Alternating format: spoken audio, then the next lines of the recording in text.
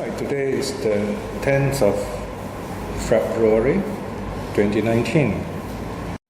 So now we're going to look at two related suttas today, that is SD 47.4 and 47.5. 47.4 is entitled Kanda Silavanta Sutta, and the other one, 0.5, is Kanda Sutavanta Sutta. So you can see the two titles are quite close. The only difference is the middle name. Now, Silavanta means morally virtuous. So this first sutta is the aggregates discourse on the morally virtuous as 22.122. The theme is reflecting on the aggregates leads to liberation. But note that here the person addressed is the Silavanta, the morally virtuous. Now the next sutta is Kanda Sutavanta Sutta. The aggregates discourse on the learned. So here sutta means having heard, it's a word for wise, learned. And both the suttas, the theme is the same, that is the aggregates, the kandas, panchakanda. And here the theme is reflecting on the aggregates also lead to liberation. Now the difference is that in the first sutta, the person addressed is one who is strong in faith. Or we say that the faculty of faith is strong. This is the kind of person who is quite happy to say, accept the truth of impermanence and reflect on it. The Sutavanta is the intellectual, the one who has wisdom, faculty more pronounced, more strong. So in other words, it's a different kind of personality, if you like. There are those who are the faith personality, and there are those who are the wisdom personality. Now, if you think back on the Anicca Chakku Sutta as 25.1, you may remember that the Buddha says that if a person, either out of faith or out of wisdom, reflects on impermanence regularly, this person would attain stream winning in this life itself, if not certainly at the last moment, at the end of life. Right? So these two faculties are very important. Notice we have the five faculties. You have effort, samadhi, and then in the middle, the balancing one is mindfulness. Effort and concentration, they are not mentioned here, although there are people of that nature. But here, these two are the most predominant kind of people, if you like, two ways of approaching the suttas. One is through faith, in other words, you are quite happy to accept it. And the other one is through wisdom, in other words, you investigate further, find out more. Okay, there's two ways of doing it. Notice here, they are alternatives. So Buddhism doesn't say you must have faith in this. Rather, the Buddha says that you have a choice here, depending on your inclination, your psychological development. And what we have faith in here is something which is not just an idea. It may come as an idea at first, but it's real, all right. You can see it, you can experience it. It's not like the God idea. It's not like some religious belief which you do not really see or experience. But here, you can actually see impermanence. You can feel it. It's there before you. So the idea is to observe it. So in the case of impermanence, you can observe it with faith. You say, well, I accept it, it's impermanent. Or you can investigate further, what is this impermanent? How does it work? So there are two ways of looking at it. So it's very different from the way the God religions talk about an idea which you cannot test or cannot really substantiate, in other words. So these are two ways of practicing. Let's look at the first sutta. Now, first of all, the style of this sutta is a kind of catechetical question-answer. This is a quite traditional method used even in the Buddha's time, where two elders, they would sit together and then ask each other questions, Dhamma question. So imagine two arahats, they're already quite, they're awakened, but they sit together and they reflect on the Dhamma. And of course, while they do that, there are other monks nearby listening to them. And it's always wonderful to hear these two great arahats talking to each other, conversing with each other on the Dhamma. So here we have Mahakachana talking with Mahakotita rather, speaking with Sariputta. These are the two quite wise elders, two of the 80 elders in other words. Okay, let's look at page 64, the aggregates discourse on the morally virtuous as 22.122.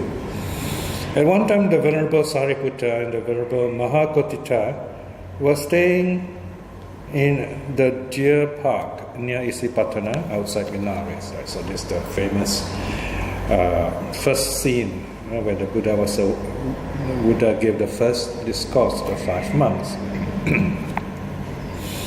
Then in the evening, the Venerable Mahakotita, having emerged from solitude, approached the Venerable Sariputta and said this to him: Avuso, Sariputta, what are the states that should be wisely attended to by a morally virtuous monk? Alright, so here you have this monk. He has just finished his evening meditation, right? So this is called solitude. They will sit down, meditate, or just sit quietly. And after meditation, some thoughts will come to them. So I should do this. I should teach Dhamma to this person. And the other time when the monks will meditate, of course, will be at dawn, just kind of before sunrise. So here, Mahakotita goes to Sariputta and ask him a question. So a junior monk asking a senior monk a question. But this is not always the case. There are some, although not very common, where Sariputta would ask another monk a question. Again here, by way of teaching. Right, so Mahakotita immediately asks a question. How should someone who is morally virtuous practice? So here this term morally virtuous refers to someone who has faith. Right? So it's not just having faith, but the person is also morally virtuous. So these two aspects go together. It's a given, in other words. They keep the precepts. If you have faith, you will also keep the precepts.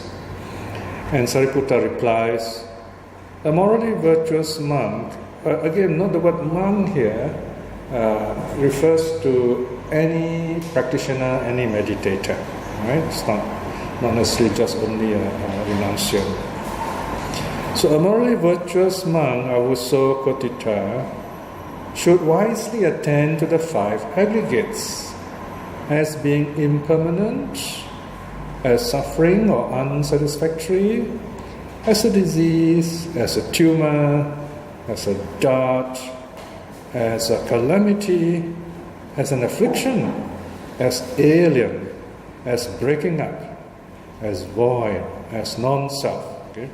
So this is quite an ancient list of qualities. Now you find 1, 2, 3, 4, 5, 6, 7, 8, 9, 10, 11, right? So these are 11 qualities you can reflect on the nature of things. These 11 can be subsumed into the 3 characteristics. Okay? On page 65. Right, so you have, in other words, impermanent, unsatisfactory, non-self. Right? Now, of course, if you find these 3 still too many, the main one is start with impermanence. That's the first one. Because once you start from there, you go on to the rest. So Sariputta replies and say, the practitioner should reflect on impermanence of the aggregates. Right? Now, why the aggregates? Because the aggregates is a very convenient way of examining ourselves. It's a body-mind thing. Okay?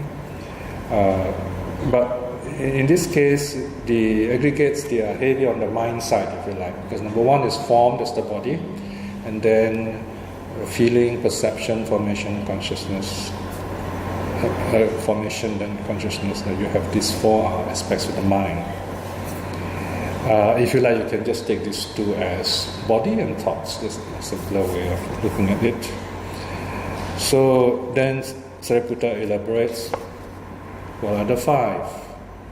They are namely the aggregate of form that is clung to, the aggregate of feeling that is clung to, the aggregate of perception that is clung to, the aggregate of formations that are clung to, the aggregate of formations that are clung to. Just now I should say perception, which is clung to. Number 5, the aggregate of consciousness that is clung to. Now the Pali word is on the right hand side. Form is rupupadanakanda. Some translators translate as the clinging aggregate of form. So these are the 5 clinging aggregates, or the 5 aggregates that are clung to, that people cling to, if you like. So the Pali word is upadana. Upadana goes to all the 5. Now, upadana is a very interesting word. Upadana can mean something that you cling to, you get caught up with. It can also translate as fuel. It's something that feeds us. Right?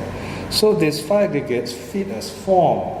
We are fed by form. We take food, the 4 elements. So our body grows, whatever grows must change and decay. Our thoughts also grow, consciousness and all the other aspects, they all change. So this is something natural. Whatever exists must change. That's the natural law. And another important word to note here is aggregates, khanda. Right? In other words, it's not just one thing, it's a collection.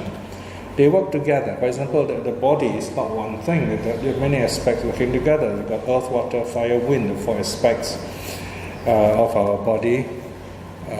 They are in a very fluid state. And of course, there's also space. So all these things are changing all the time. So we're supposed to notice this.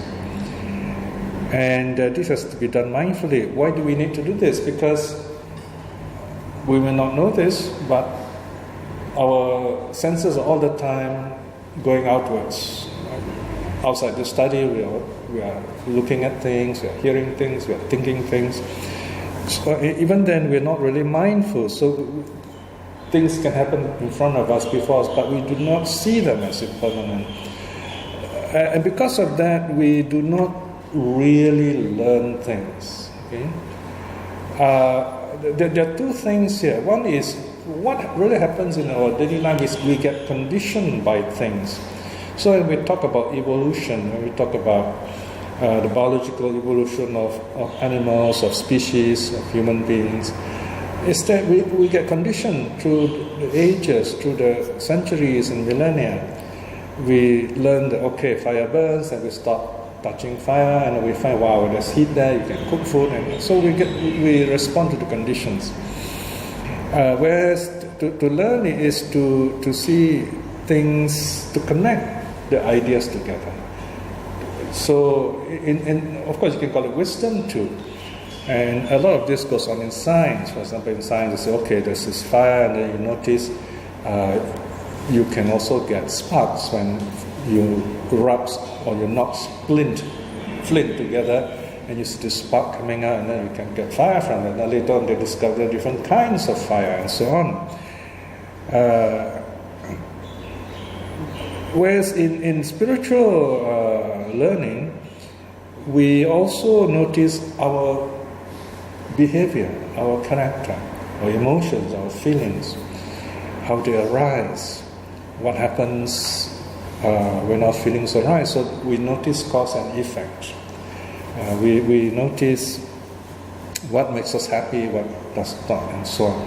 And we learn to adjust accordingly. So it's also some conditioning involved, but there is a lot of learning going on, a lot of restraint, and a lot of cultivation. So you have two aspects. Restraint for the negative aspects, cultivation for the positive aspects.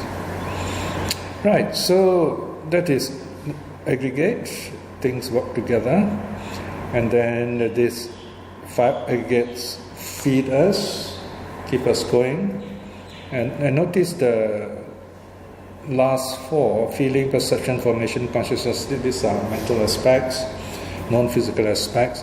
So our feelings grow, our feelings change, our feelings kind of affect us, shape us even, motivate us, right? And then perception is how we recognize things, how we name things and make sense of things. Then there is formation, is we decide what to do, and very often this motivated by greed, hate, or delusion. Sometimes fear, very often fear, in fact, too. And consciousness is like a backdrop. It's like a background, like a stage where all these things happen. One way of looking at consciousness is our very basic awareness of what's going on around us through one of our 5 senses. And from there, we decide what to do. Okay, so all these 4 mental aggregates work together with form. Okay? Right, so you just choose any one of these and reflect on their impermanence. The easiest, of course, is form. Another one is, of course, thoughts. So section 6, so Sariputta continues and says, a morally virtuous monk, Avuso Kotita, should wisely attend to the 5 aggregates as being impermanent, as suffering, as a disease, as a tumor, as a dart, as a calamity, as an affliction, as alien, as breaking up, as void, as non-self. Let's just quickly look through these 11 qualities. Impermanent, I've already explained. Suffering, of course, we also know this. What is impermanent brings suffering,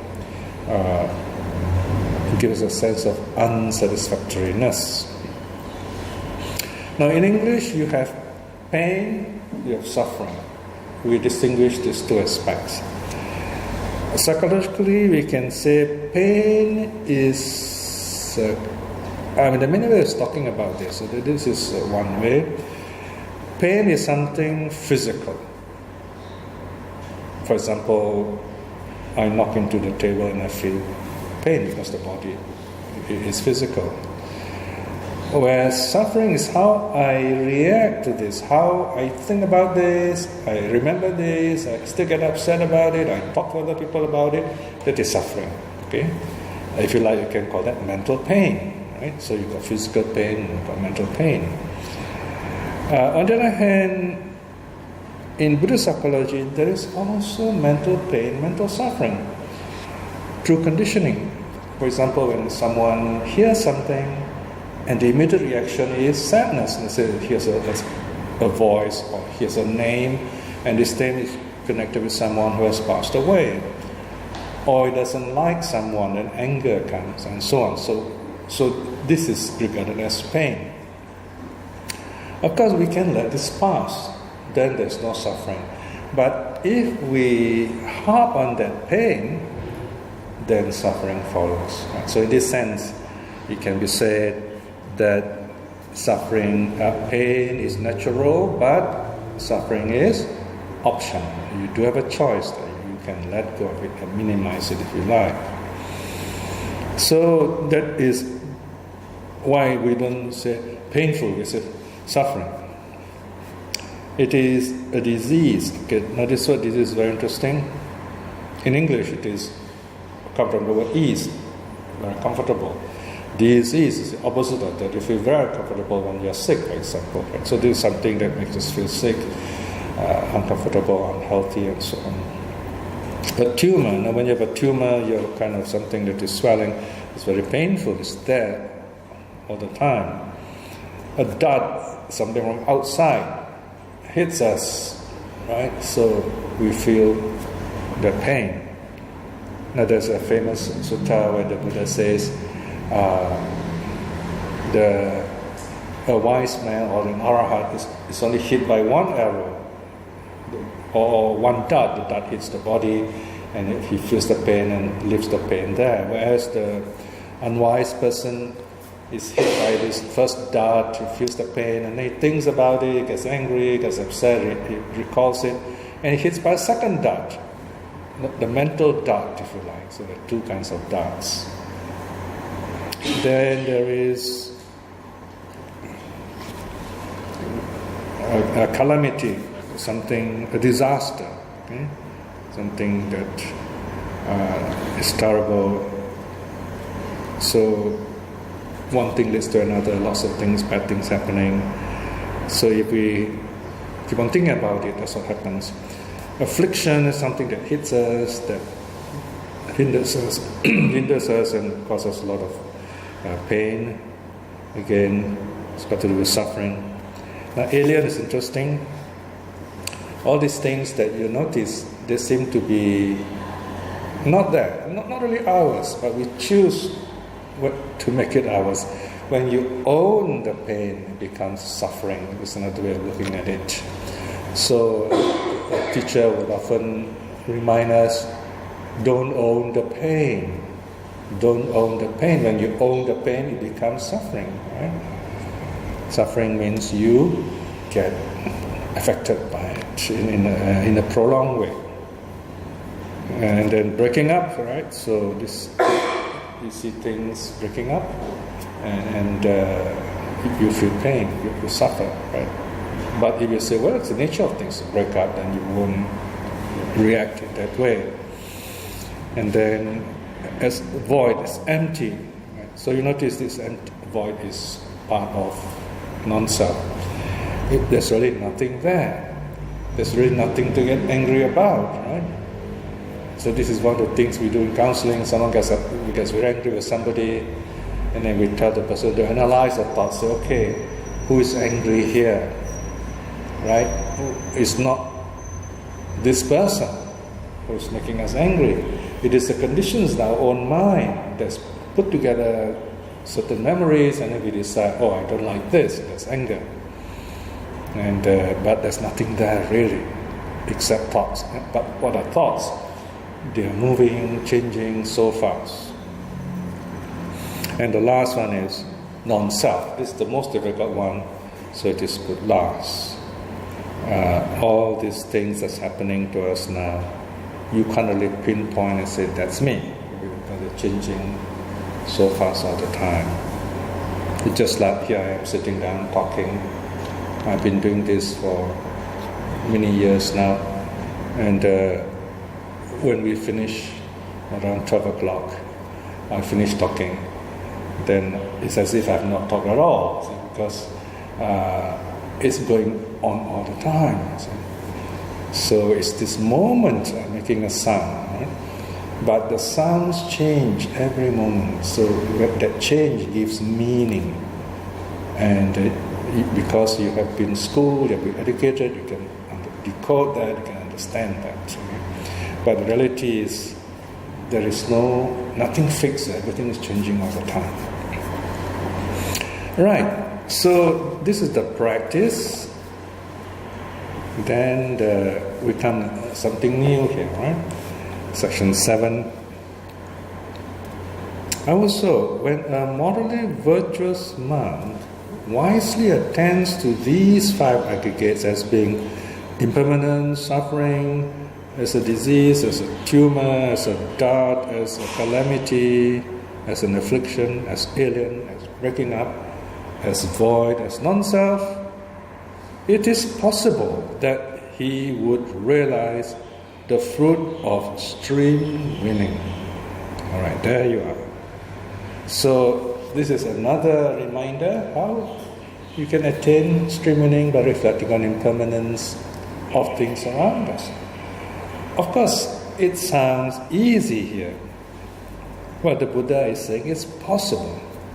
Here we are talking about regularity, naturality, and sustaining it, in other words. So we often forget, right? We say, oh yeah, this is very easy. There's a danger there, it's very easy, and we don't make the effort to do it, right? In other words, whatever happens in our life, we must be willing to step back and say, it's impermanent. This is the nature of things. And you find that way you don't get upset. That way you take things as they come, right? But then there's a part of us which has been subjected and conditioned by the world, which says, oh no, that can't be. You know how much effort I put in here, how much money I've spent, and so on. You know? Then you begin to rationalize and say, no. Right? So you go against the Dharma, right? So you follow the stream, the worldly stream, you get washed away. Whereas the Buddha says, if you want to practice, you have to at least stand against the stream, right? So the water will rush by, but you stand your ground, as I say. But the next step is to walk against the stream or to swim against the stream. That's not easy. The interesting thing is, it's easier to walk against the stream than to swim against the stream if the current is very strong and you're not a good swimmer. Okay? So the idea is to do it again and again. Practice makes perfect, in other words. Okay? Right, so then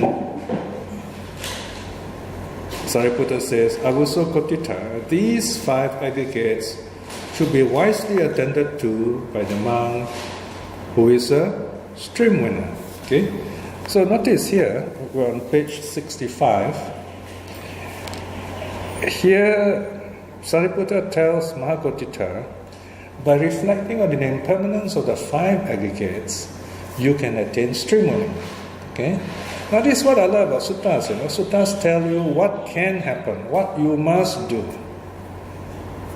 Now today is Sunday, there are many talks all over the place in Singapore, in Malaysia, elsewhere. People tell you we talk about a lot of things, you know. But at the end of the talk, you can ask yourself, okay, what have I learned today? How useful is this? Am I nearer awakening? Do I know more about Buddhism? Right? So this is something we must ask. In the case of the suttas, even in the stories, you find there is some element of this is what you should do, right? And there is this motivation telling you you must do it. Right? Now here we must note, Sariputta says, you become a stream winner, but you don't stop reflecting. You go on reflecting, even as a stream winner. But you are better at it. You're much better at it. Okay? So this is where we sometimes hear some modernist Buddhists or the Zenish Buddhists who kind of are very flippant about the Buddha's teachings. Say, oh, you know, we are really awakened, you know, it's just that we don't realize it. In that case, we should not be studying anything, we don't have to do anything. That creates a problem, see? And that's called being flippant. Okay? So the point is, even if you're a stream winner, you still practice reflecting on impermanence. Not because you have to, but because it is fun to. Because it's a natural thing that you would do. It's just like, even if you're a naturalist, like this David Attenborough, you see he studies all these animals, so he notices their behavior, then he will tell you, okay, this animal will do this, and this is the change they're going to go through. He noticed all those things. And because of that, he begins to value human life, he begins to value this earth as a happy place, sustainable place to live in, right? So, in other words, when you practice reflecting on impermanence, you not only become a stream winner, you also get more connected with reality. So becoming a stream winner is not a status you gain and you wear a medal or one stripe, you're a stream winner, is it? It's not like that. It means you're wiser and you're able to see things more clearly out there, and you're happier, and you're in a better position to make other people wiser and happier too. And you go on watching this impermanent and you see it even more clearly, right? So this is what Sariputta is trying to say. The wisely attends, okay? Not just attend, not just pay attention, but wisely. Here, yoniso, right? Wisely means to, in simple terms, it means to see impermanence. You will go more deeper, of course, to see unsatisfactoriness and see non-self in all the things that happens before us or inside us. Now that's not all. Then next section, now Sariputta is still talking. He says, Avuso, when a monk is a stream winner, wisely attending to the 5 aggregates as being impermanent, as suffering, as a disease, as a tumor, as a dart, as a calamity, as an affliction, as alien, as breaking up, as void, as non-self, it is possible that he would gain the fruit of one's returning. Okay? Sakadagami phala. So there you are. So notice, it is the very same action that this person is doing it, this saint is doing. It's watching impermanence. It is how deep you penetrate, how well you see. Okay? I mean, it's just like there is this interesting piece of driftwood by the seaside. If you live by the sea, I used to do that in Malacca. You walk by the seashore and you see this beautiful piece of wood. It's been in the salt water for so long, and you see it really bleached. Now, depends who looks at it, okay? A poor man comes along and says, wow, driftwood, firewood, So to this poor man's firewood, he needs it as fuel. And then comes along this carpenter and says, I can use this wood to make things. Right? So he takes the wood home and make things with it, maybe even a decoration. And then comes along an artist, this is beautiful, let me draw it. So if he paints, he draws something, he used that beautiful driftwood as an inspiration. A poet comes along, write poems and so on. So it's how we see this wood. And of course, a wise man or a wise practitioner comes along and say, it's just earth element, right? And so on, right? So each person reflects it according to the depth of the person's ability and inclination. All right. So this is one's returning.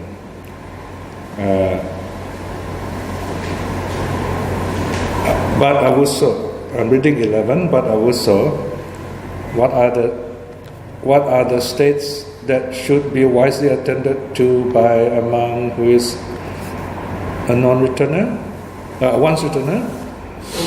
Avuso Kotita, these 5 aggregates should be wisely attended to by a monk who is a once returner too, right?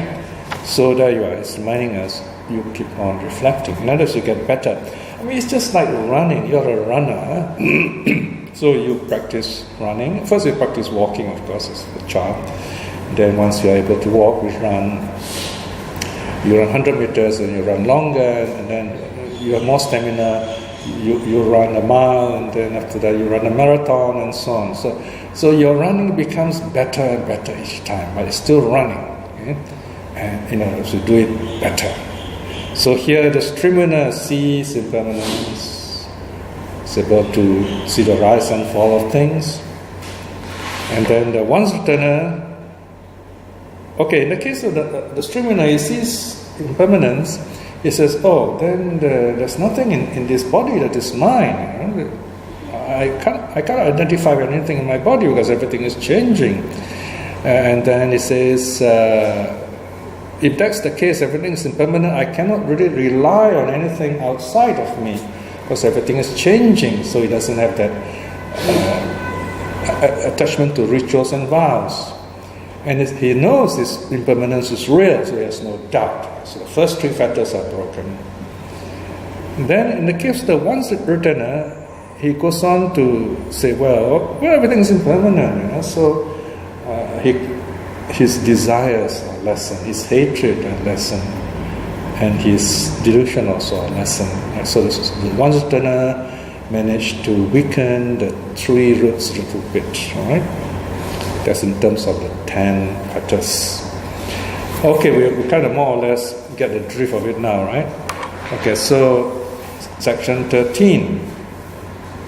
Sariputta continues and says, Avuso, when a monk who is a once returner wisely attends to the 5 aggregates,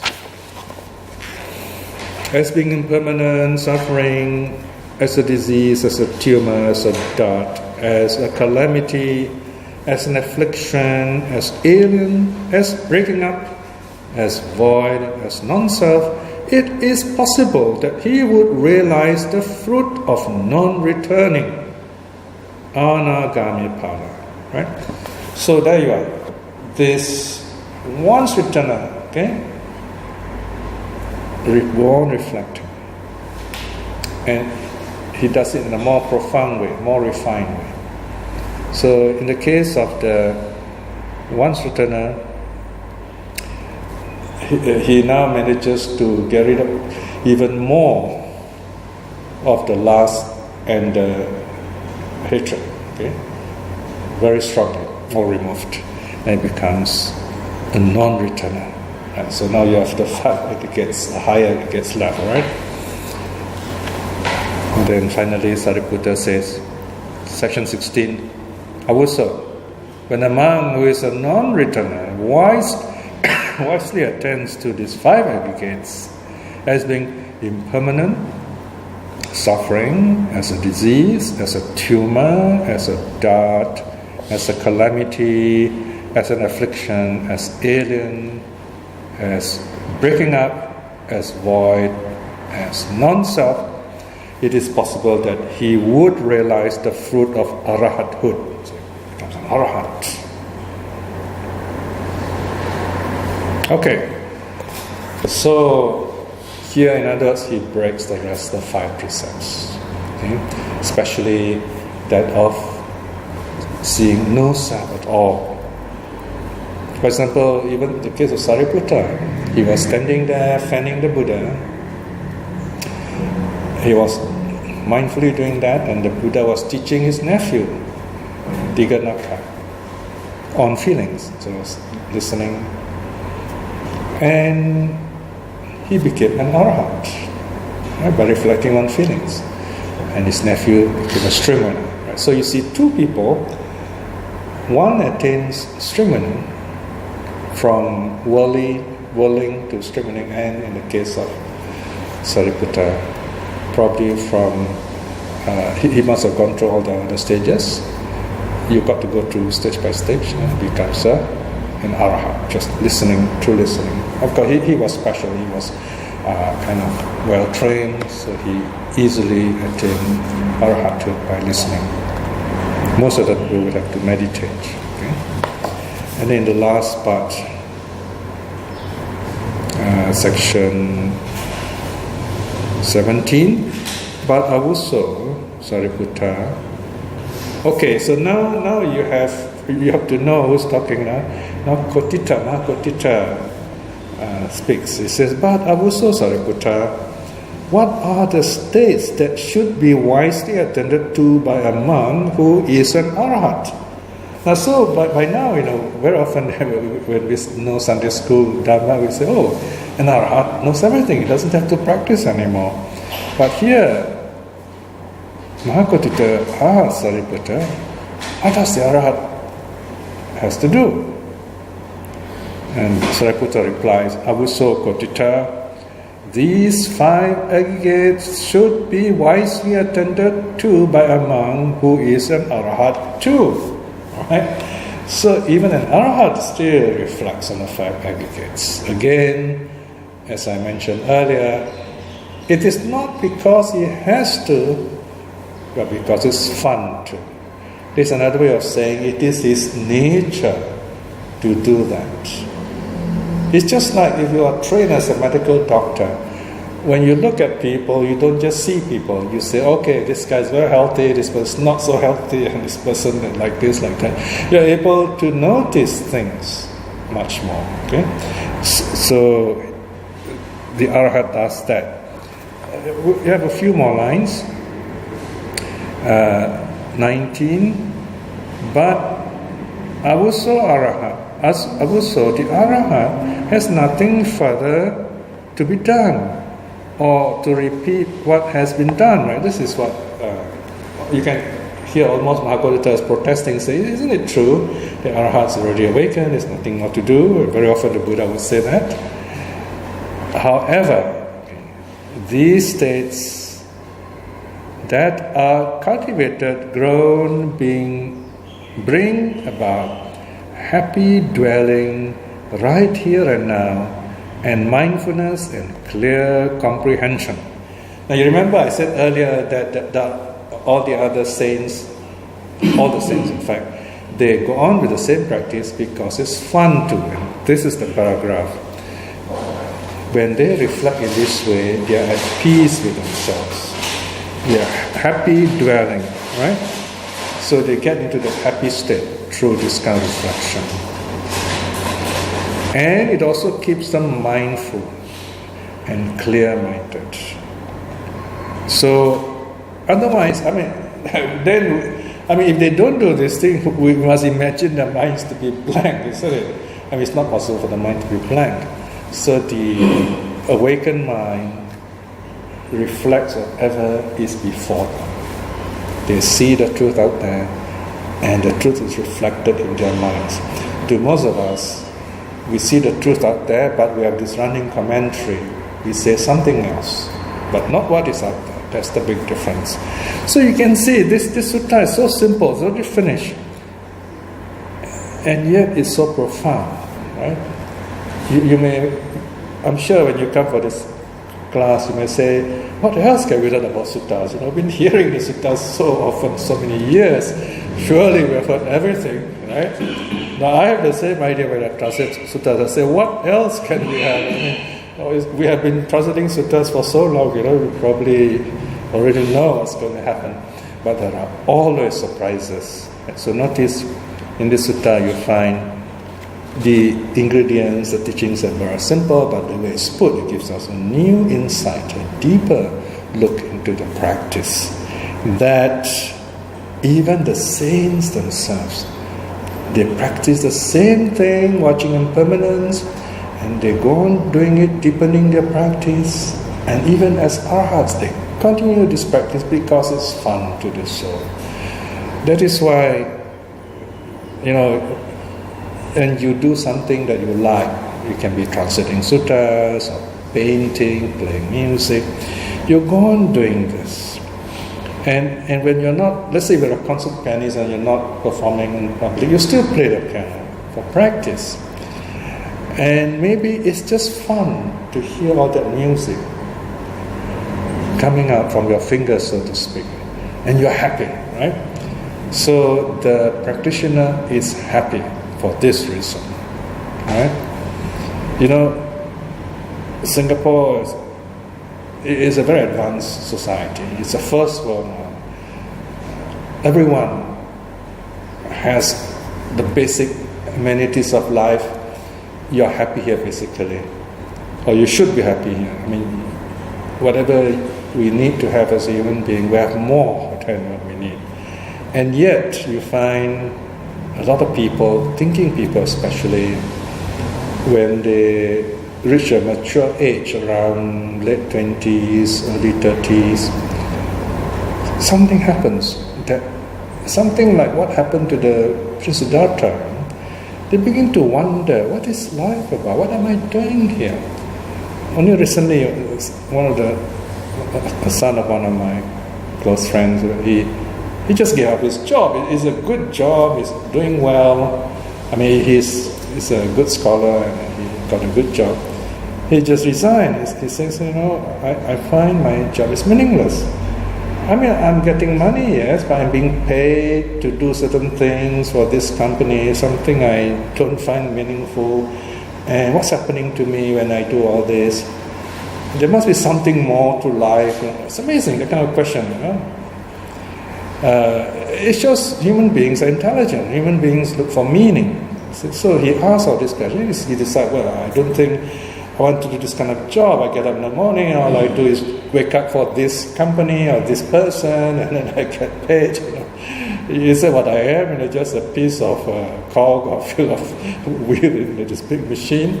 He decided to be himself. So basically, what's the meaning of life? So I asked him, do you know what you're going to do? He said, I don't know what I'm going to do, he says. And so I said, you keep on looking and you will know what to do. So basically, he's not happy. He says, I want to be truly happy. He's looking for happiness.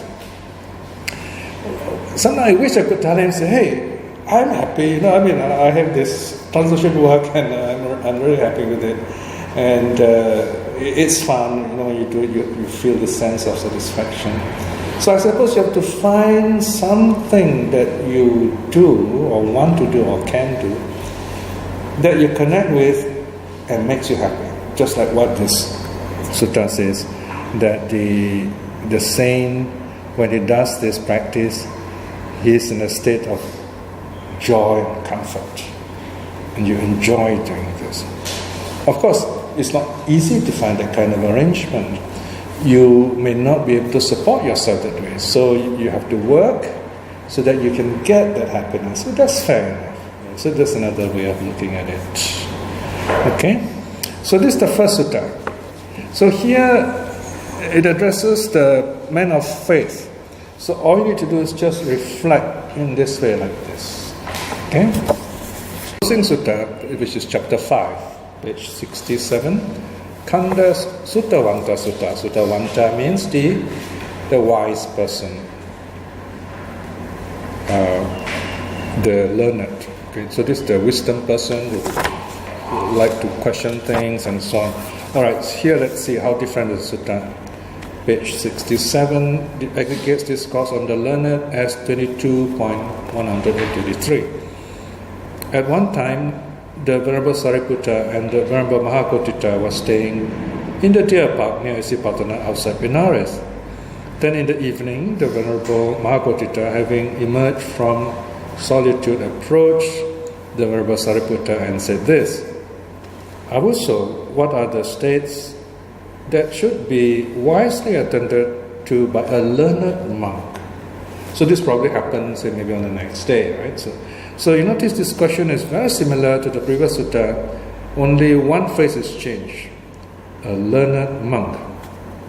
Previously it's a morally virtuous monk. Okay? So here in other words, someone wise. How should someone wise, someone who is wisdom-oriented, practice?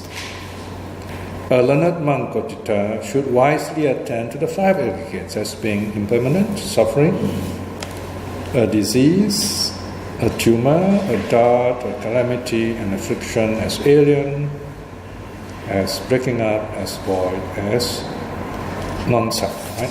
So notice it's actually the same. And what are the 5? They are the aggregates of form, feeling, perception, formation, consciousness. and you have to reflect these aggregates, yourself and others in the same way, in simple terms as being impermanent. 7.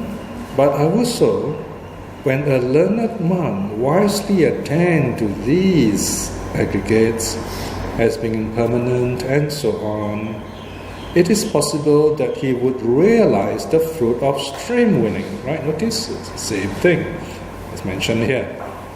But also Sariputta, who is talking here? It's Mahakotita. But also Sariputta, what are the states that should be wisely attended to by the monk who is a stream winner? Also Kotita, these 5 aggregates should be wisely attended to by a monk who is a stream winner too. Okay? So here, of course, there is a difference, and to know the difference, you got to look into the Anicca Chakku Sutta, where the Buddha says that in the case of the wise person, he would question. He would say, well, what is impermanent? How is impermanent? And so on. Okay, so that's the difference. Yeah. Yes? What should not be there, right? On the 7. The word part, the first word, should not be there. Well, we have to check the Pali. Why do you say it should not be there? Because this, we didn't qualify it, just stating the fact that reflecting on the 5 aggregates in this I think one reason is... Because the previous sutta, the 7 also there is no... Oh, okay. Yeah, if previous one doesn't have, then... The continuing also doesn't. Okay, we'll check this one. Alright, so... Now remember, that there is always this feeling, oh, I know what's going to happen next, and then you don't read the suttas anymore.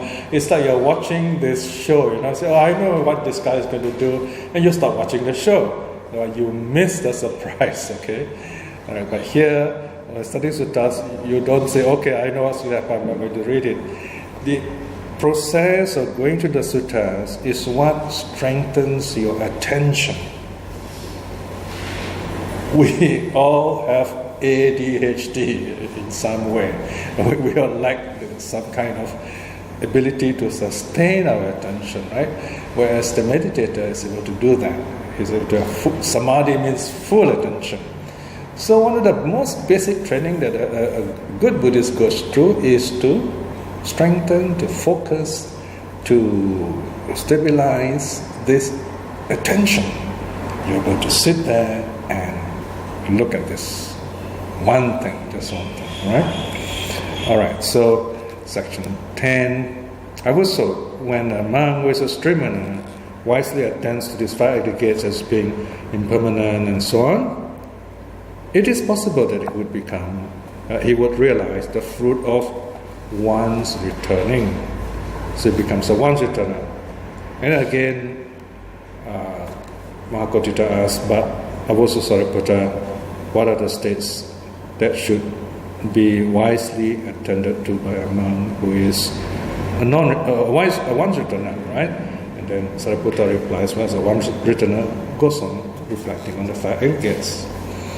Now, one thing should come to your mind. 2 arahats are talking. Surely Mahakotita know all these things, you might say, right? I would say he does. So here he's only going through the motion because this is a teaching. And probably there are audience, there are others. Surely the younger monk will say, oh, look, the elder Mahakotita and the elder Sariputta are talking to each other, and they will quietly listen, right?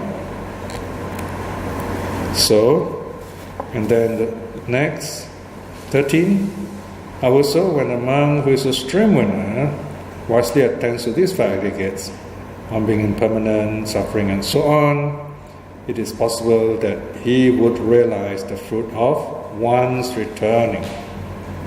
So here you have the next stage. When the one's returner reflects on impermanence, he breaks more fetters, and he attains non-returning, And the non-returner goes on reflecting impermanence on all these aggregates and becomes an arahat. Okay? Then 16, also when a monk who is a non-returner wisely attends to these 5 aggregates as being impermanent and so on, it is possible he would realize the fruit of arahathood, becomes an arahat. But Avuso Sariputra, what are the states that should be wisely attended to by a monk who is an arahat? Avuso Kotita, the 5 aggregates should be wisely attended to by the monk who is arahat too.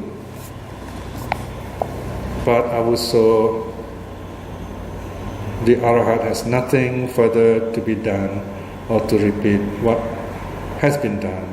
However, these states that are cultivated, grown, bring about happy dwelling right here and now, and mindfulness and clear comprehension. 1890-20 outspoken by Sariputta.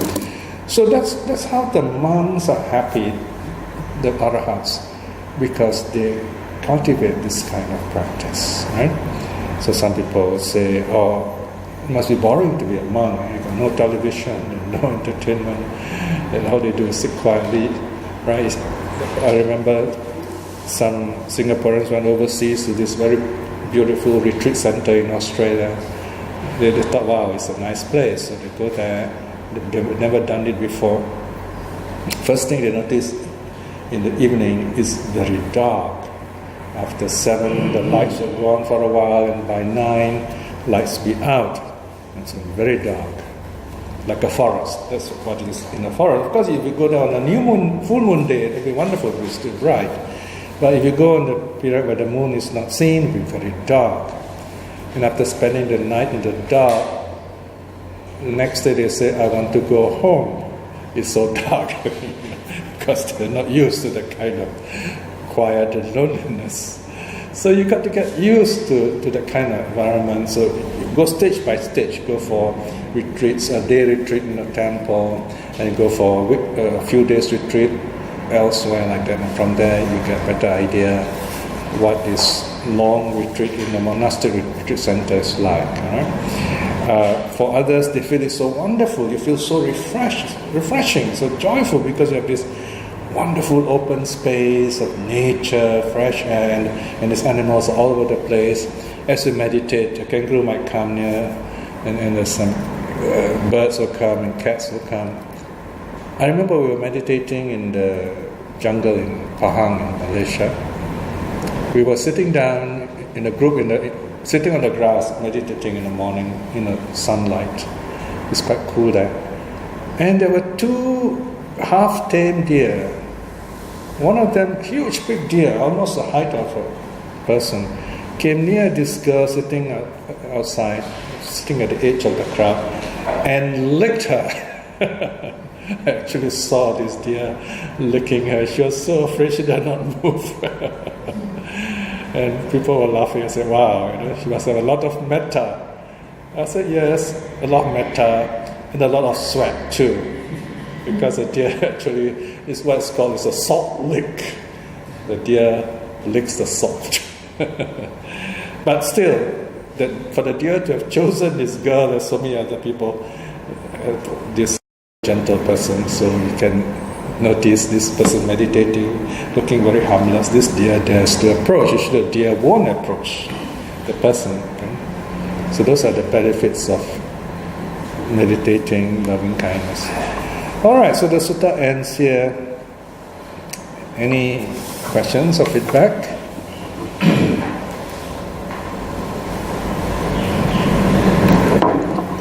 I hope you find something new here, something interesting to connect to. Yeah, I've often wondered about this. If some by being a straight winner, Yes. then you go to once returner, and then you go to non-returner, and then finally to aha. Yes. I've often wondered if you go to the second stage, for the third stage, do you sometimes fall back into the first stage? No, unlikely. Because the fetters are gone, it's like you know something, you can't unknow it, like ABC, you know. These are very basic things. But here we're talking about certain unconscious habits are removed, like greed, hatred, delusion. So this person will never have the capacity of hurting someone, getting angry to the extent of hurting someone, for example, because that anger is gone. But human nature is such that sometimes we lose control and then we go back and then we get that's because the anusaya, the defilements at the unconscious level are still there. So that's why you need meditation to go right down to that level, the unconscious level, to correct that, remove those defilements. It's not easy. That is why they are called once returners and non-returners and so on. Yeah, this has been one of those ancient debates also. So one of the, I don't know how to call them, maybe the modernist group, they say, oh, an arahat can fall back, you know. But then the elders say, no. If you awaken, you can't fall back. You can't say a Buddha becomes a non-Buddha. It does not happen that way. Okay. The two sutras end with the word happy dwelling, mindfulness, and clear comprehension of thoughts. Okay, here is Sati Sampajanya. It's the nature of mindfulness in its full capacity. You're mindful of something. You just say you're driving, okay? You're driving, you know where you are, and you're holding onto the steering wheel. And clear comprehension is, you say, okay, now I have to change to this gear. Okay, now I've reached this place, I've got to turn right, okay? So in other words, there is this thing telling you what right thing to do. That is clear comprehension. Mindfulness is, you know what to do. This driving. You remember when to press the brakes, when to slow down, when you can speed up, something like that. So they go together. This is in the context of an ordinary person. What about the context of the arahat? So they are aware in a more profound way than we are. In other words, so like for example, if you're talking to them, they'll hear you very clearly. They also will know your mind, what you are thinking. Of course, they have to make that effort too. You see. It's not like it comes to them all the time. They have to make that effort. Sati Sampajanya.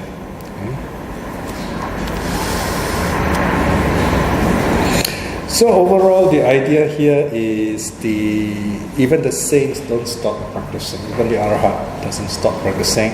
But in the case of the arahat, he does it because it's fun, as I said, okay? It's just like, even a concert pianist still plays the piano because it's fun, okay? But just enjoys the sound. And that's wonderful when they play, because it's so natural, you know? They don't have to learn anymore. They are not a learner anymore. Only the first three are learners. The stream winner, once returner, non-returner, they're still called learners because they have not completed the journey. The arahat is called a non-learner. He has completed everything. His defilements are said to be uprooted. So once uprooted means you can't grow anymore.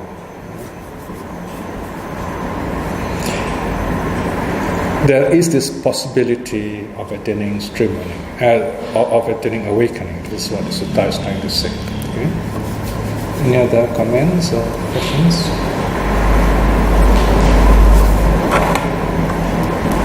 Okay, just nice timing. Well, we need to finish 2 suttas today.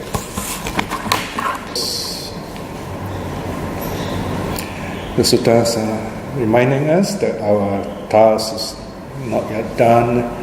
We have to continue to persevere, to find that inner peace. And this whole world, our life is our classroom, basically is to see what really is happening in our life, understand its nature. And one thing we can never be wrong is apply impermanence to all that is happening to us right now. And then from there, you can go on asking questions. What is going on here? How impermanent is it? What are the causes and the conditions? What do I learn from it? If we do this regularly, something new, something more clear will arise in us so that we're able to see true reality. Although we may feel pain sometimes, mental, physical and mental pain, but the suffering gets less and less. Reflecting in this way is good karma, by the power of such good karma and the virtue of the three jewels. May we be well and happy to practice and do our good works. May we be well and happy. Especially may we be empowered with the wisdom and courage to at least aspire to stream winning in this life itself. May our loved ones to be well and happy. May those who are practicing the Dharma to see the awakening of some level in this life itself. And may those who are lost or have difficulties to come back to the true path in this life itself. May all beings be well and happy. Sadhu, sadhu, sadhu.